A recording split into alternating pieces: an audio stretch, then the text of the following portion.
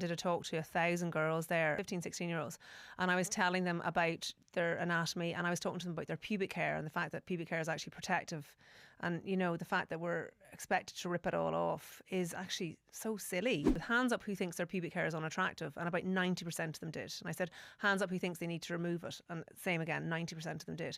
So then when I said, do you think boys are expected to remove their pubic hair? And they're like, no. A lot of them are lasering it off now, so they'll never get it back. So it's just those kind of constant. Yeah, I've done that.